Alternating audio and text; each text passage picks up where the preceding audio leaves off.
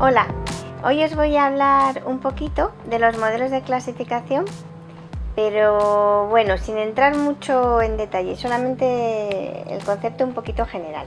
Entonces, ¿qué son los modelos de clasificación? Los modelos de clasificación son unos modelos que se utilizan para clasificar cosas muy distintas, que luego os voy a dar algunos ejemplos, pero para decidir si una cosa es buena o es mala, si es positiva o es negativa, si es de un tipo o es de otra. Entonces, por poneros un ejemplo que os tengo aquí preparadito, suponer que vosotros, por ejemplo, queréis ir a comer a un restaurante que nunca habéis ido. Entonces vais a una página web, un recomendador de restaurantes, y veis que hay sobre ese restaurante pues 200 comentarios. Entonces una posibilidad que tenéis es leeros los 200 comentarios. Otra posibilidad mucho mejor es que esa página web tenga un clasificador y que ese clasificador analice todos los comentarios y directamente le dé una puntuación a ese restaurante. Entonces, ¿cómo funciona eso?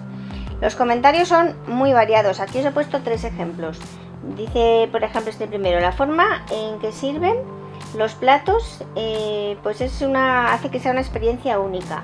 Este, por ejemplo: mi hermano pidió paella y el arroz estaba pasado. Y este otro, por ejemplo: pues vamos casi todas las semanas, la comida es deliciosa. Entonces, con tu propio criterio o con el criterio que se establezca, pues ves que este es positivo, este puede ser negativo y este puede ser muy positivo. Entonces, estos modelos funcionan de la siguiente manera. Vamos a tener un input, que puede ser, por ejemplo, el texto, vamos a meterlo en el modelo de clasificación y de ahí va a salir un resultado, el más sencillo: positivo, negativo. Cosas distintas, aparte de positivo o negativo, pues por ejemplo decidir si un email que entra en tu bandeja de entrada tiene que ir a la carpeta de spam o no. Por ejemplo, una serie de páginas web, pues un motor que te clasifique de qué tipo es una página web. Muy distinto. Imágenes, por ejemplo, que haya de perros y queramos clasificar la imagen en el tipo de perro. O también, por ejemplo, un diagnóstico médico que han hecho los médicos toda la vida. Pues tú ibas con tus rayos X o con tu temperatura o con tus análisis clínicos y ellos te daban un diagnóstico. Pues ahora eso se complica y se actualiza mucho más, desde con temas de lo que hacemos en el día hasta con temas, por ejemplo, de tu propio ADN. Entonces, lo más sencillo de todo, la clasificación más sencilla para positivo o negativo, es decir, voy a coger todas las palabras que considero positivas, todas las palabras que considero negativas, y cuando en un texto haya más palabras positivas que negativas, pues ese texto es positivo. Que hay más negativas, pues ese texto es negativo. Es la clasificación más básica que hay. Por supuesto, es muy básica, pero tiene muchos errores. Por poneros un ejemplo, pues no es lo mismo decir bueno que decir delicioso que decir espectacular. Y por ejemplo, tú puedes decir en un texto: esto no es bueno, y sin embargo, si analizo la palabra bueno sola, pues me queda como positiva. Entonces, una primera mejora, pues poder ponderar las palabras, que no todas las palabras pesen lo mismo.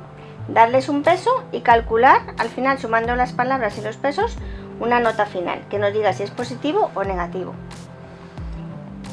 Se establece, cuando tenemos muchas palabras, pues se establece una recta cuando son 2 palabras, o un hiperplano cuando son muchas, que te dicen por debajo de esa recta todo lo que haya te va a dar un resultado positivo y por encima todo lo que haya te va a dar un resultado negativo.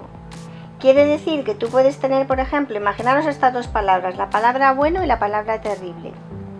Pues yo puedo tener un resultado positivo con poquitas veces bueno y poquitas veces terrible, o puedo tener el mismo resultado positivo con muchas veces bueno y muchas veces terrible.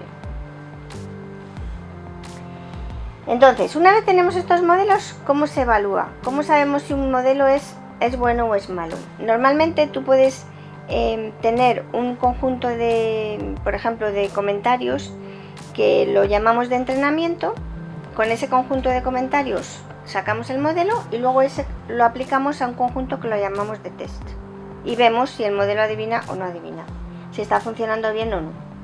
Otra cosa que se utiliza mucho en este tipo de modelos de clasificación son las matrices de confusión, que te dicen cuántos positivos realmente eran positivos, cuántos negativos realmente eran negativos. En los 2 casos el modelo está funcionando bien, pero cuántos positivos fueron negativos, que se llaman los falsos positivos o cuántos negativos fueron positivos.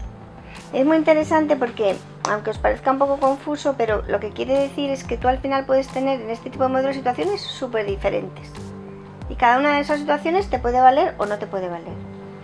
Por ejemplo, no es lo mismo cuando tienes un falso negativo, ¿vale? Una cosa que tú pensabas que era negativa pero luego es positiva. Por ejemplo, si estamos hablando de lo que comentábamos de spam, que si estamos hablando de enfermedades. Un caso de falso negativo es un caso en el que te dicen que estás enfermo y no lo estás. O un falso positivo, crees que no estás enfermo y lo estás.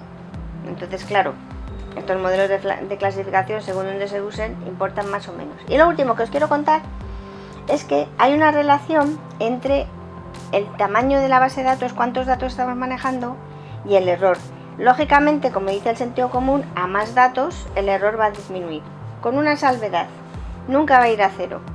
Siempre vamos a tener lo que se llama un sesgo de error fijo en este tipo de modelos. Siempre se cometen errores. Y luego, otra cosa que es que en la medida en que se mejora el modelo de clasificación, por ejemplo, con la mejora sencilla de en vez de analizar palabra a palabra, analizar conjuntos de 2 palabras, fijaros cómo cambia. Al final, cuando tienes muchos datos, lógicamente el error va a ser menor, pero es verdad que también los modelos complejos con pocos datos, pues los errores son mayores. Y esto es lo que os quería contar. Muchas gracias.